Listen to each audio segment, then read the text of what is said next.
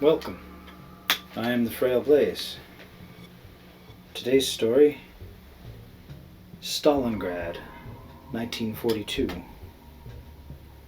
I was freezing, wet, exhausted, and red-eyed at dawn.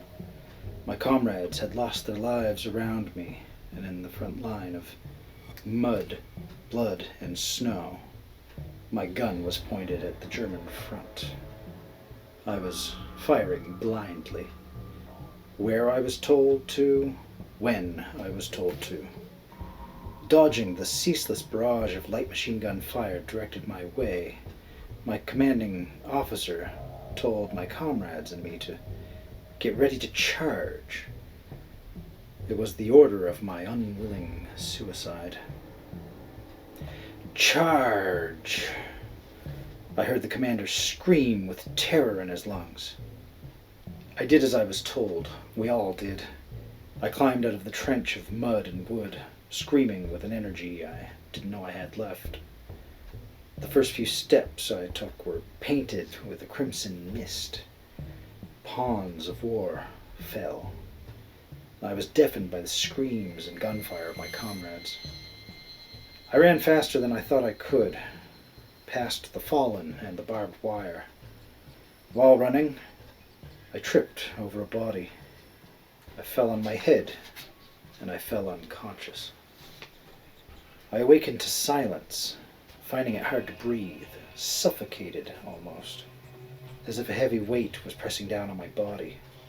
Panic gripped me as I struggled to scream for help, but my constricted throat barely allowed a whimper to escape.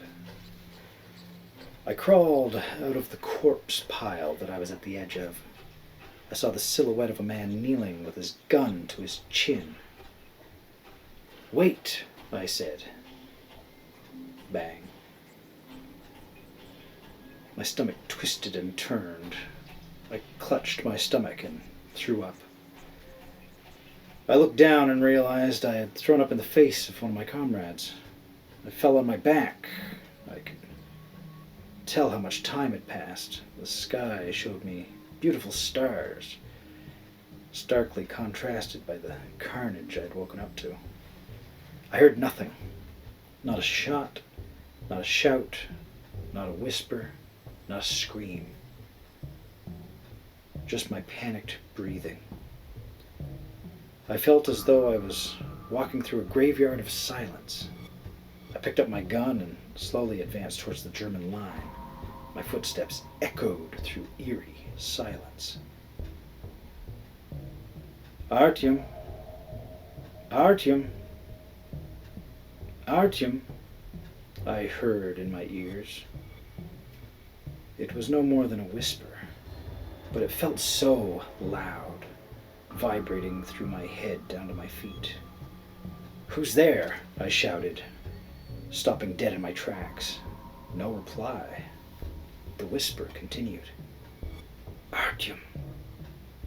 Artyom, you left us to die." Mumbles turned into a loud whimper. I frantically turned around, trying to find the source of the sound, but it just grew louder, now continuous. "Artyom, pay your debt. Join us." It shrieked in a deep, sorrowful voice. I heard something move behind me and I spun around. A decapitated cadaver stood looming over me. His uniform was drenched in mud and blood. He raised his hand, only his index finger remaining, more a stump of flesh resembling a hand. He pointed behind me. I turned around, and as I did, the snow on the ground shifted. To my horror, hundreds of lifeless bodies emerged, all standing upright. Then, simultaneously, they pointed behind me. The headless corpse was mere inches from my face, and in its outstretched palm, a pistol gleamed in the moonlight. Without hesitation, I took the firearm, and, as if on cue, the cadavers collapsed back to the ground. I'm sorry, comrades.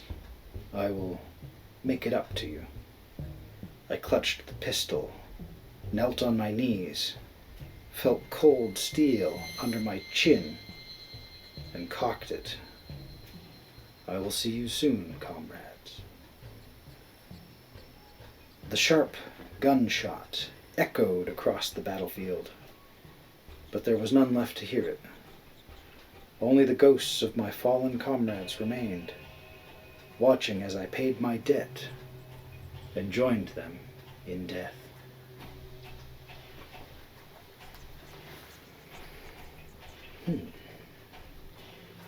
Tragedies of war may just extend into the supernatural.